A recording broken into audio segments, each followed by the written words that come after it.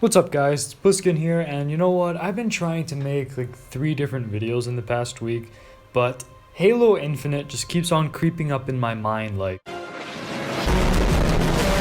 So today we're going to be talking about the Halo Infinite trailer and my thoughts and hopes concerning this game in the oncoming future. But before I do, I feel like it's important to talk about my background with the series and what it means to me and where exactly I'm coming from, so you're going to understand my biases moving forward with this video.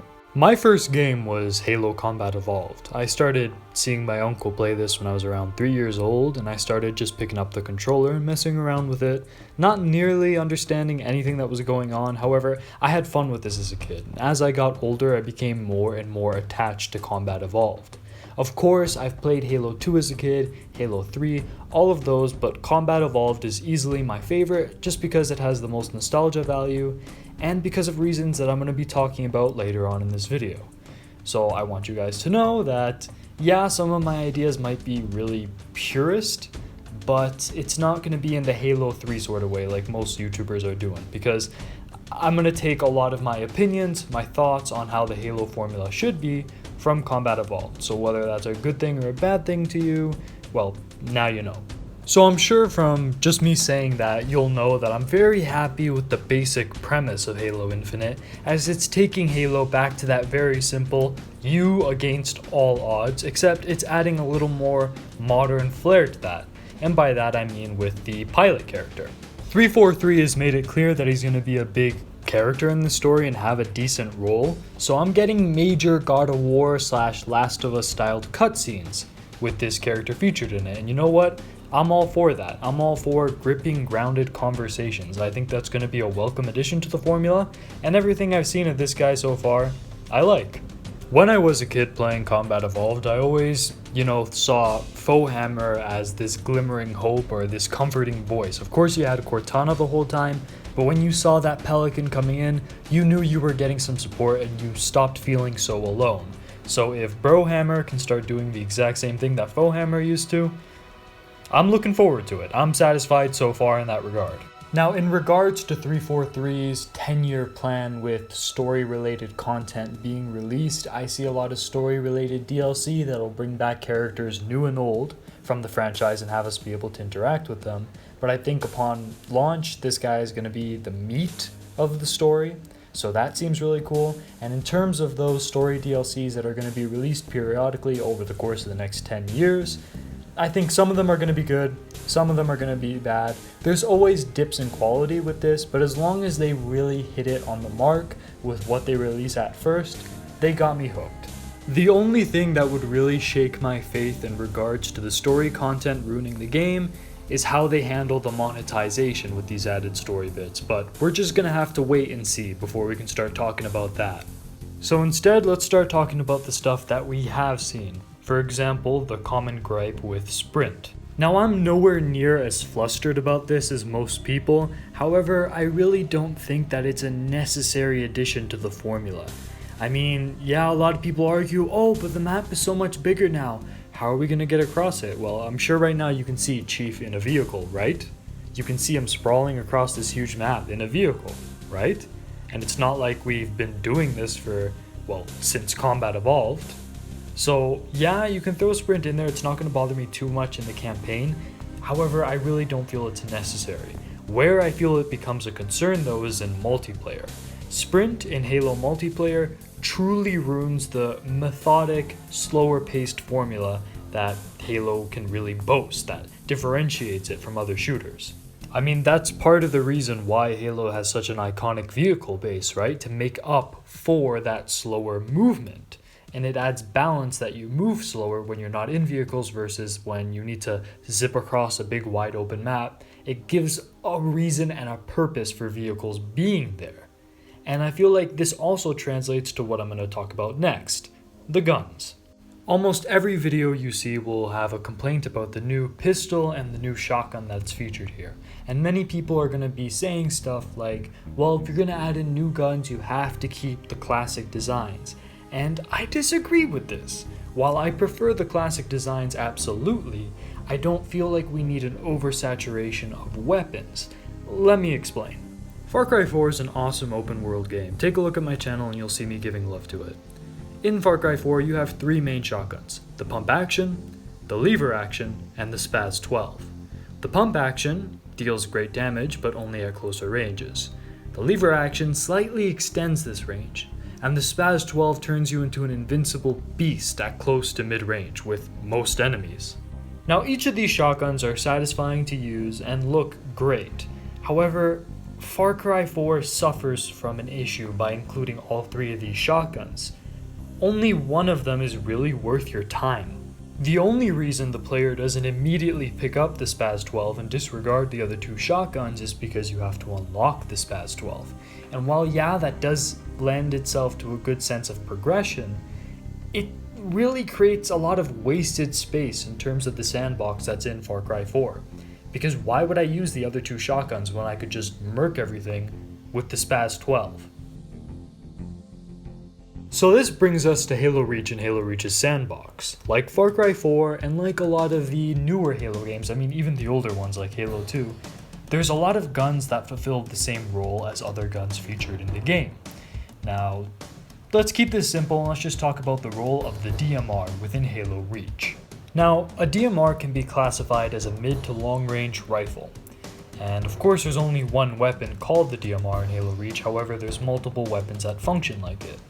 Now, the DMR is best used when you're going up against snipers or you want to clear out a room before you get close enough to put yourself in danger.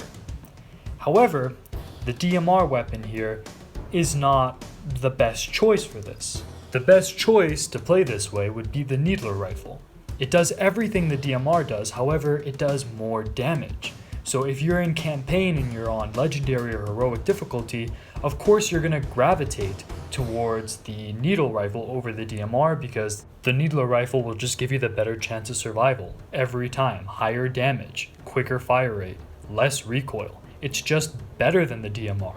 The only reason you'd ever pick up a DMR is if you're out of ammo in your Needler rifle or if you just don't find it.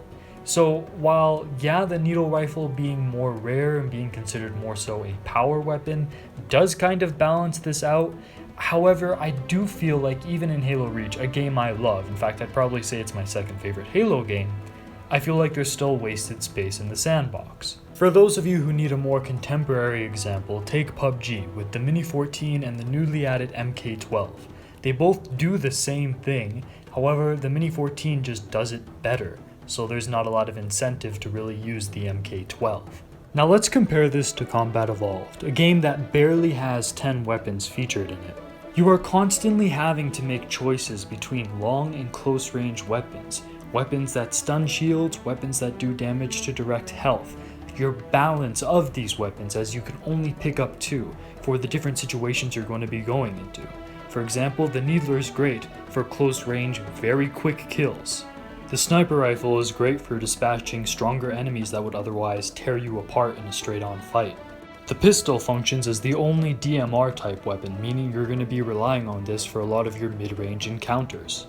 If the player takes the time to become familiar with each weapon's identity and manipulate the sandbox depending on the situation, they'll come out on top every single time. On the other hand, if the player just picks up a weapon and uses it in a role where it wasn't really meant for, or fails to understand the niche characteristics of each of these guns, they'll end up failing over and over. And that's why, unlike most of the Halo YouTubers out there that want this shotgun and the old shotgun, I'd say either choose one or the other. If this is going to be our shotgun, make it great, make it fulfill that role well, and I'm going to be satisfied with it, even as an extreme Halo purist. However, I feel like that might not be the case, as with the gameplay demo that was shown, we already got two burst weapons. One of them is already functioning in a way that's very similar to that heavy assault rifle we saw earlier on, and then that red brute thing looks like just a banished style of the shotgun. So it already looks like we have multiple shotguns in the works here. However, I think that if they can switch it enough between alien and human weapons, make them distinct from one another, it won't be enough to bother me. However, I just wanted to address that, bring that up. Also, I'm extremely excited that this weird looking Mauler thing is back. I loved the Mauler back in Halo 3, so I don't know, in terms of the sandbox, I'm really happy with what I'm seeing.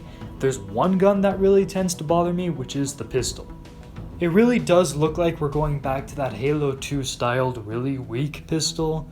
I feel like the best balanced Halo pistol was in Reach, but it's not so much the function that bothers me, it is the design, just because it looks very similar, eerily similar to the SIG P320, and with Halo guns it's always fun because they never really resemble anything that actually exists here.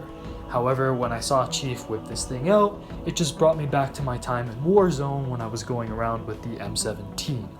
But enough about the guns, let me touch briefly on the graphics. Now, for me, I still go back and I still play Combat Evolved. Graphics don't really matter that much to me. Of course, I think there's like ugly games and there's good looking games, but I don't think that's dependent on graphics. For example, I can point out a lot of PS2 games that look better than PS3 games, even though their graphics are technically worse. However, I have to agree with people here when there's grass disappearing, the ships are glitching out. The game really does appear to be lacking in terms of polish. However, I'm not going to complain too much about that because the game's delayed until 2021, so obviously they're going to be taking the time to fix these things after the massive backlash. So instead, let's start talking more about the potential open world features, or what I would like to see here, how I would like it to be structured. Now, a lot of people have said, oh, we don't want this to end up being just Halo Far Cry, and again, I have to disagree here. In terms of the structure of the Far Cry open world games, 3 and 4, it's brilliant, it flows perfectly, there's optional content, it's very easy to find the main content, and I think Halo can take a lot from that. For example, being able to stumble across outposts and take them over from the Banished, to have your Marines that you rescue establish a stronger presence on the ring, making exploration easier, would be awesome. It adds to a sense of pacing and progression. It would also help Halo Infinite avoid Metal Gear Solid 5's problem of having a big, empty open world, as outposts add density to the worlds of both Far Cry 3 and 4. If you've been on my channel before, you'll know exactly how I feel about Far Cry style towers. Now, on a completely new Halo, you have these weird hexagonal shapes coming up as the ring is falling apart, so it would be cool if you could find forerunner structures sprouting up from the ground, or maybe even being underground, that you could go into and access different mini cartographers that unlock different parts of the map, so that Chief will be able to explore the Halo ring a little more effective and easily. Another thing that I want to bring up is that I really hope that the wildlife we see isn't just scenery or obstacles that may attack us sometimes. For example, I'm hoping that like in Far Cry 4, we can actually use the wildlife maybe to craft things, maybe as something to trade with, or maybe as like basic sustenance if Halo is going to include some survival mechanics. Even if they don't take too big of a role, I just hope that the wildlife isn't just background noise for while we're exploring the ring. I also think that Halo Infinite would benefit from a little bit of dungeon crawling, having some Forerunner runes that we could go into, explore, and find new upgrades. There's an upgrade tab within the Halo Infinite menu, so having these little explorable areas that'll give us little tidbits about lore, an upgrade for our armor or equipment, would be pretty interesting. Also, some sort of hub world, like whether it's the ship, whether it's take an outpost or an underground rune where Brohammer will be waiting for you, where you could bring more survivors and build stuff up, where you could customize your armor or look at your weapons or other stuff like that. I feel like it would be a great way to give the player a little bit of rest from the overwhelming size and dangers that they'll be facing when exploring the open world. In regards to upgrades, I really want Halo Infinite to stay away from weapon upgrades as, well, you know me, Combat Evolved purist, as I was saying before. I feel like changing the weapons around or all that kind of stuff would influence the sandbox too much. But being able to upgrade stuff, for example, the grapple hook, having more uses, being able to go across large spaces, which again, I want to point out that the grapple hook also tackles that issue about mobility and why we don't need sprint, but anyways. Being able to upgrade your equipment, like the grapple hook, or even your armors. Imagine if you're dungeon crawling and you find old Spartan armors. Now, in terms of how you'd unlock these armors, I feel like it's better not to go with the reach system that everyone loves, where you just have to play for points, But if we go back to the Halo 3 style armor unlocks, where you have to unlock certain achievements, and then maybe Brohammer will say, hey look, I found this, and all of a sudden you unlock a cool new armor, or you find some in a cave, or you find like different skulls around the map to unlock them. But I'd rather unlock these armors through achieving specific tasks in gameplay rather than accumulating points, because that's bringing us to what I believe is going to be the next big issue. While I'm really happy that the Halo Infinite multiplayer is going to be free, which means a larger player base, I'm also worried because this really confirms, not directly, but it does confirm that there are going to be microtransactions in this game.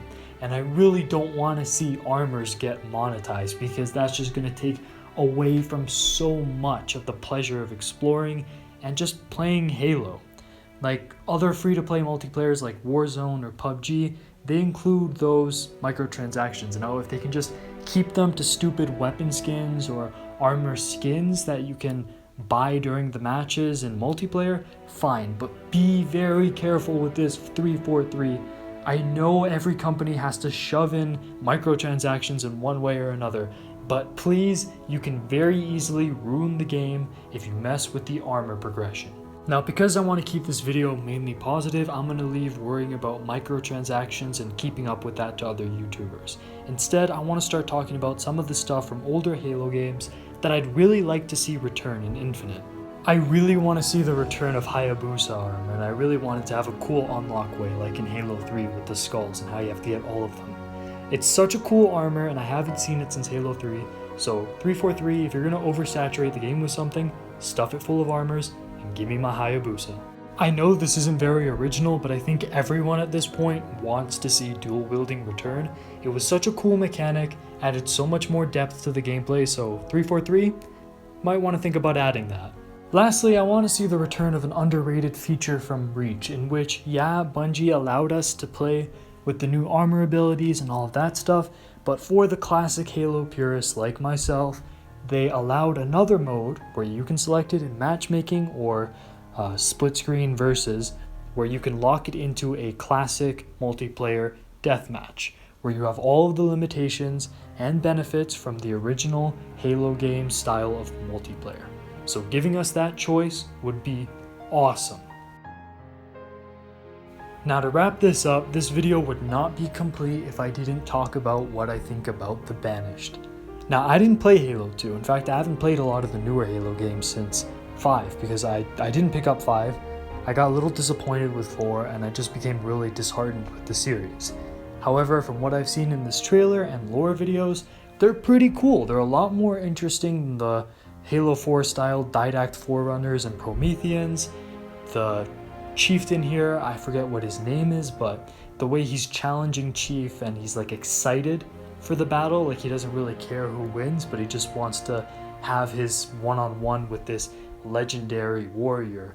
I dig it. I dig this whole like Viking sort of aggression. I hope we get moments like in Halo 3 where you can go 1v1 with the chieftain. I want to see more of that. I want to see more of that brute culture. The same way that Halo 2 really expanded the culture of the elites and the Covenant, I'd like to see that happen for the brutes with the Banished.